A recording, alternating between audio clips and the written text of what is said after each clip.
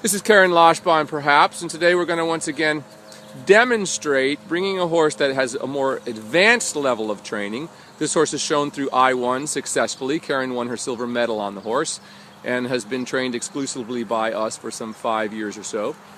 And we're going to demonstrate how we begin in the same place. This foundation exercises of developing the horse through the top line are something that you do at every level of training. We always come back to it to relieve the tension across the horse's back, and that's how we get horses to be so much more willing to work, because we're letting them out of that tension.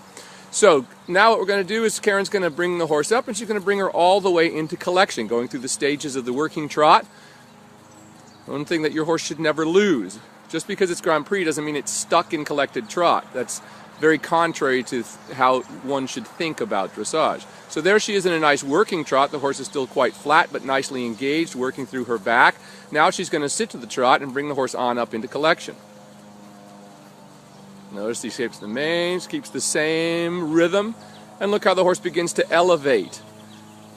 But she's lowering behind. The point is, look how she's lowering behind. The hind leg and the front diagonal pair are still moving on exactly the same step. Very nice. And look how the horse, and this is a horse that as a mover, you know, is not that great a mover by contemporary standards, and she's more of a thoroughbred type horse with not a lot of natural lift. But look, as actually are most of the older breeds like Lusitanos and Lipizaners and these kinds of horses. So, but we show how through the correct movement you can develop that lift. Beautiful in the collected trot. Now she's going to let the horse stretch again. Let's show you one more time as we go through the whole range of motion.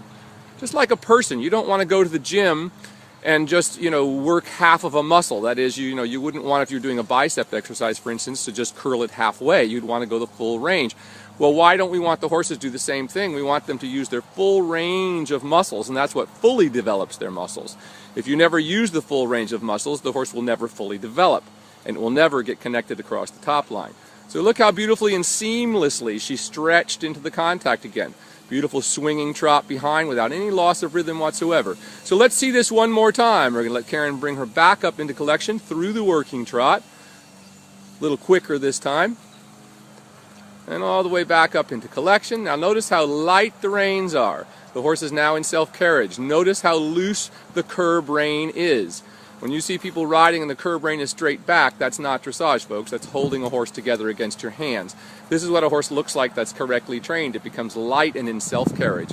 And what a beautiful picture it is. And watch with what ease all she does. She wants to make a downwards transition, for instance, is just stretch up through her back and let her come back to a walk. Beautifully done. And then she lets her stretch back out in the walk. So in all three gaits, as your horse develops, you always come back to the foundation, and then you simply go as high as you can each day, always coming back to that foundation work for your warm-up and your warm-down. And that's our lesson for today.